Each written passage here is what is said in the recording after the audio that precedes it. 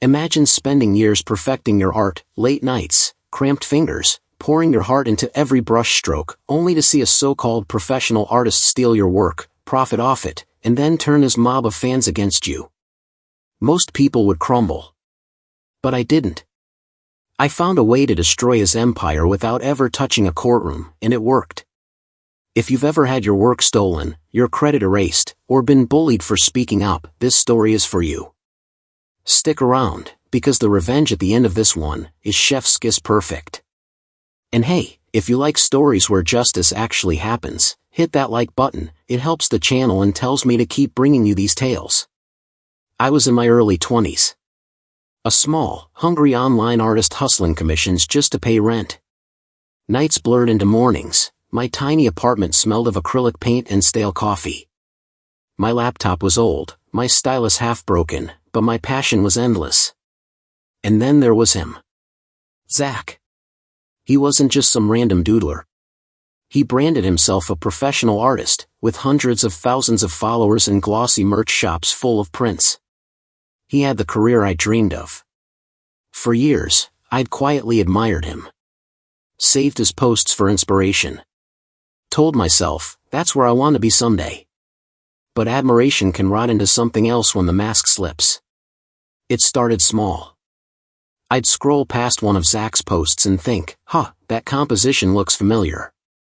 At first I blamed myself. Maybe I'd seen something similar in a movie poster or concept art. But then it kept happening.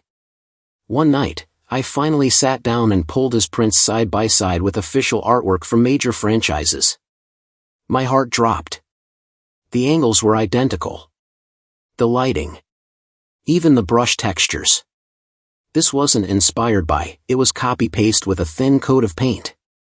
And the kicker? He was selling these prints. Profiting off of other artists' sweat. I felt sick. I didn't want drama. I really didn't. But my conscience screamed at me. So, I drafted a careful, professional message. I explained copyright. I even gave examples of artists who'd been fined over $100,000 for exactly this kind of infringement. I begged him to stop. When I hit send, my hands shook. I imagined him replying with a humble thanks or even a private apology. Instead, he went nuclear. Zach didn't just ignore me. He screenshot my message and blasted it on social media with a post dripping in sarcasm. Look at this, nobody accusing me of theft. Ever heard of references? Libel's a crime, sweetie. And he didn't stop there. He included my username. And because my blog linked to my email, Facebook, Instagram, suddenly my entire digital life was an open target. The hate rolled in like a storm surge. My notifications blew up. You're a jealous hack. Kill yourself. Your art is trash. Hundreds of messages. DMs, emails. Death threats. I had panic attacks sitting at my kitchen table, clutching my phone. My art blog, once my safe haven, became a battlefield. For nearly a month, I was their punching bag. And then Zach crossed the line.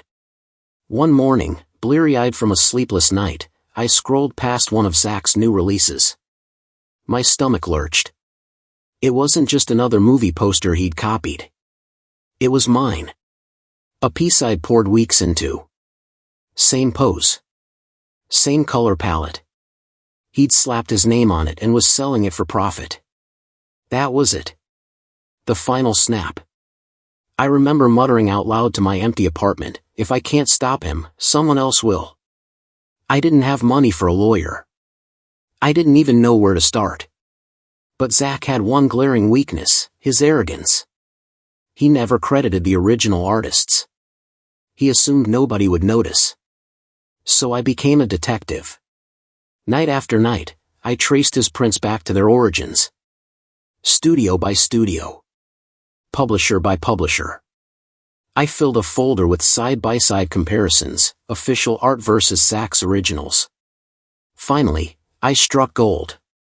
One of his stolen images matched a piece from a major entertainment company.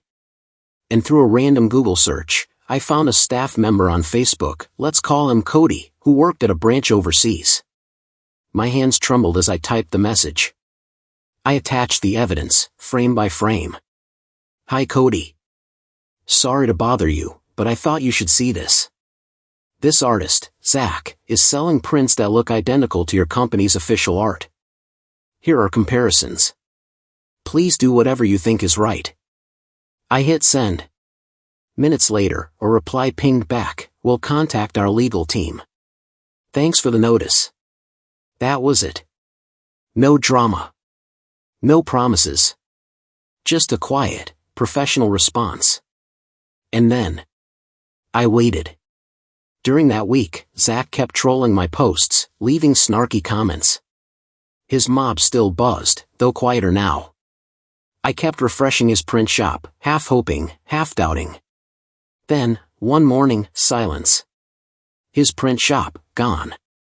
His angry posts about me, deleted. His feed, dead air. Within days, a fan asked him publicly why he'd vanished. His reply was bitter, "I'm done with those toxic hypocrites."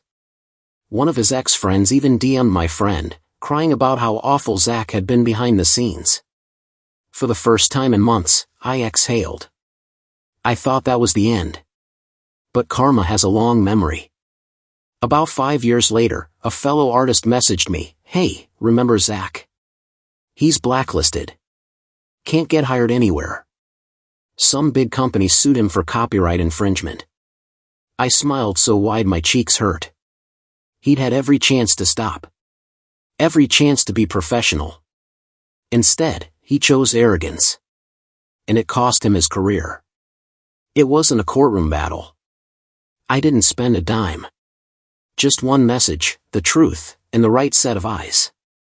His empire crumbled overnight, and my name faded from his lips. He wanted to bully a nobody.